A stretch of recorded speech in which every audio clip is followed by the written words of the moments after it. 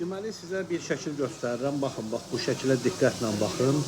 Bu şəkildə gördüyünüz qadın Azərbaycan bayrağını cırır. Və videosunda deyir ki, dəfələrlə müraciət etmişəm, şikayətlərimə baxılmayıbdır. Mən də Azərbaycan bayrağını cırıram. Düzdür, mən orduda 4 il qulluq etmişəm. Azərbaycanlıyam, buna haqq qazandırmıram. Amma bu qadın niyə belə idi? Niyə buna qarşı təcavüz edənlər öz cəzasını almır? Qadın videosunda da deyir ki, e-maillər yazmışam, məktublar yazmışam, baxılmır. Amma indi saxta vətənşüvənlər düşüblər ortalığa ki, bəs belə olmaz, bayraq müqəddəsdir. Bəs Azərbaycan qadını müqəddəs deyil.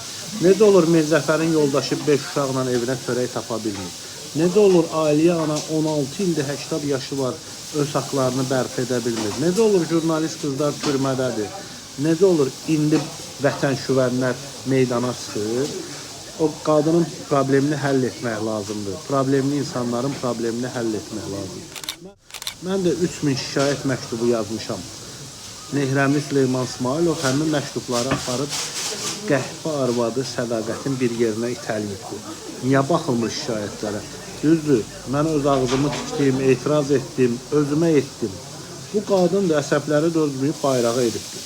Onun problemini həll eləsəz, çıxıb üzr də istəyər, təşəkkür də edər.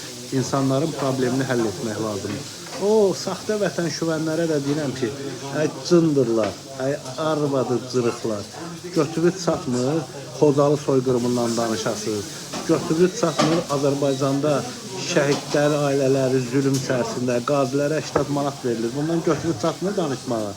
Yəni, bu bayrağı qaldıran şəhidlərimizin qanı ilə qalxıb. Qazilər 80 manat alır. İndi bayraq qədri bilirsiniz.